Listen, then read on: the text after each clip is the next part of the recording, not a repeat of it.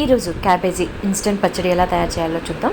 ముందుగా ఒక పెద్ద నిమ్మకాయ సైజ్ అంత చింతపండు నానబెట్టేసుకొని ఒక 200 గ్రామ్స్ క్యాబేజీ కట్ చేసి పెట్టుకున్నాను.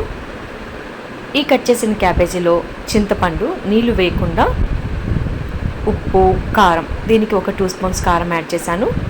ఇంకా ఉప్పు కూడా యాడ్ చేశాను. దీన్ని మిక్సీ పట్టుకోవాలి. కొంచెం పసుపు, చిటికెడు పసుపు వేసుకోండి. ఈ పచ్చడి అన్నంలోకైనా మనకి టిఫిన్స్లో కూడా చాలా బాగుంటుంది. ఇలా మిక్సీ పట్టుకున్న దాన్ని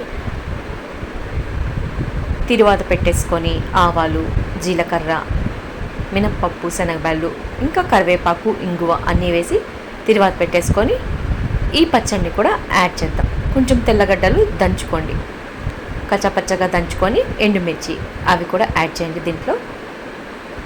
దీంట్లో ముందుగా నూరి పెట్టుకున్న క్యాబేజీ పేస్ట్ని కూడా యాడ్ చేద్దాం. ఇది మరీ మెత్తగా పేస్ట్ చేయకుండా కొంచెం కచ్చాపచ్చాగా పేస్ట్ చేసుకోవాలి. దీన్ని ఒక్క నిమిషం వాడ్చండి. కాసేపు అట్లా కలబెడితే కొంచెం పచ్చి వాసన అంతా పోతుంది. చాలా టేస్ట్గా ఉంటుంది. అన్నంలోకి అయితే సూపర్ ఉంటుంది. వేడి వేడి అన్నంలోకి నెయ్యి వేసుకొని పచ్చడి వేసుకొని తిన్నామంటే చాలా చాలా బాగుంటుంది. ఇంకా టిఫిన్స్ ఇడ్లీ, దోశ, ఉప్మాల్లో కూడా బాగానే ఉంటుంది.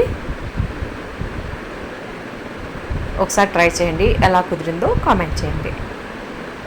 ఇలా కాసేపు వాడ్చుకున్న తర్వాత దీన్ని మనం ఒక గిన్నెలోకి తీసేసుకుందాం. ఈ పచ్చడి మనకి ఒక 2-3 డేస్ నిల్వ ఉంటుంది. బాగుంటుంది కూడా.